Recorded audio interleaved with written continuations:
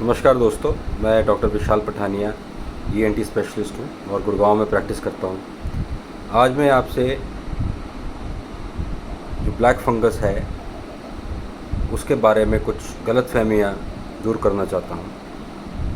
ये black fungus या mucormycosis जो आजकल बहुत ज़्यादा फैल रही है, खासकर कि उन पेशेंट्स में जिनको कि कोविड के दौरान स्टेरॉयड थेरेपी दी गई है और जिनको अनकंट्रोल्ड शुगर रही हैं। ये प्रॉब्लम कोविड से पहले भी रहती थी।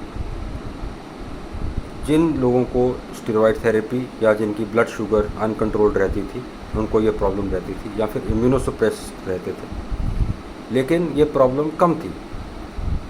स्टेरॉयड के ज़्यादा इस्तेमाल करने से और ख़ासकर कि शुगर के कंट्रोल पे ज़्यादा ध्यान नहीं देने से और कुछ कोविड वायरस के भी नाक और साइनस की जो लाइनिंग है उस पर असर के कारण ये जो म्यूकोरमाइकोसिस या ब्लैक फंगस की इन्फेक्शन बढ़ गई है।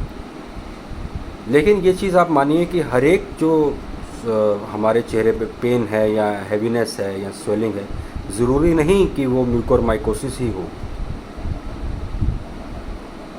बहुत सारे ऐसे कंडीशन भी होती हैं जो कि नॉर्मल बैक्टीरियल साइनोसाइटिस भी होता है, जिनको अनकंट्रोल्ड डायबिटीज़ है। तो हर एक साइनोसाइटिस, हर एक उसकी ट्रीटमेंट में म्यूकोरमाइकोसिस को सोचना और डर जाना, ये बात सही नहीं है। ज़रूरी क्या है कि अगर आपको ऐसे कोई सिम्टम हैं साइनोसाइटिस के और आपकी शुगर कंट्रोल नहीं है, या आप कोविड के बाद आप ठीक हो रहे हैं और उससे रिकवर कर रहे हैं, तो अगर आपको ऐसे कोई सिम्टम हैं तो उसकी जल्द से जल्द आप डायग्नोस्टिक नेज़ल एंडोस्कोपी करवाइए, जिससे कि हमें पता लग जाएगा कि उसमें म्यूकोरमाइकोसिस के कोई साइंस या सिम्टम्स हैं कि नहीं। अगर हमें उसके साइंस लगते हैं तो हम एमआरआई ब्रेन कराते हैं विद कंट्रास्ट, जिससे कि हमें डिटेल्ड साइनस का पता लग जाता है। आजकल बहुत सारे पेशेंट मेरे पास आ रहे हैं जो कि साइनोसाइटिस से ग्रस्त हैं, लेकिन सब लोग एमआरआई लेके आ रहे हैं, सब लोग सीटी लेके आ रहे हैं और पैनिक कंडीशन में हैं, जिसकी की ज़रूरत नहीं है।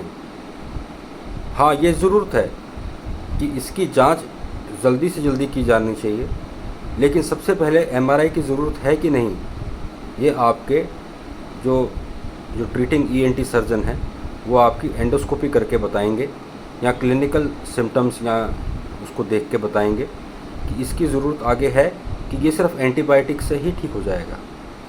कुछ ऐसी मेडिसिन हैं जिसको कि हम दे सकते हैं प्रोफिलैक्टिकली, ताकि आपको ब्लैक फंगस ना हो, जैसे कि पोसाकोनाज़ोल जो कि मार्केट में अवेलेबल है, उसको हम दे सकते हैं ऐसे लोगों को जो कि हाई रिस्क हैं म्यूकोरमाइकोसिस डेवलप करने के। तो उस सूरत में इसको प्रिवेंट भी किया जा सकता है। अपार्ट फ्रॉम पोसाकोनाज़ोल जो कि एंटी फंगल है, nasal wash with nasal syringe के अंदर सलाइन डाल के आप अच्छी तरह से नाक के अंदर वॉश करिए, बजाय कि जो नेज़ल स्प्रेज मार्केट में मिल रहे हैं उससे ज़्यादा अच्छा है कि सिरिंज में 20 सीसी सिरिंज में नेज़ल में सलाइन डाल के अच्छी तरह से नेज़ल क्लीनिंग की जाए। जितने भी डायबिटिक, पोस्ट डायबिटिक या पोस्ट कोविड पेशेंट्स हैं उनके लिए ये करना बहुत ज़रूरी है, ताकि नेज़ल क्लियरेंस होती रहे म्यूकोर की। ये जानिए कि म्यूकोर का जो स्पोर है वो सबके नाक के अंदर प्रेजेंट रहता है। म्यूकोरमाइकोसिस किसको होता है? जिसके डिफेंसेस या जिसकी एंडोथेलियम लाइनिंग कोविड के कारण डैमेज हो चुकी है। तो उन लोगों को एहतियात बरतने की ज़रूरत है और इसकी मैनेजमेंट में शुरू से ही सक्रिय होने की ज़रूरत है। इसके बारे में आप घबराइए मत, लेकिन अवेयरनेस होना बहुत ज़रूरी है। और अगर आपको कोई सिम्टम है तो किसी भी जांच से पहले आप अपने ईएनटी डॉक्टर का परामर्श लीजिए और उनसे नेज़ल एंडोस्कोपी करवा के जांच कर लीजिए कि आपको आगे क्या ट्रीटमेंट करने की ज़रूरत है। धन्यवाद।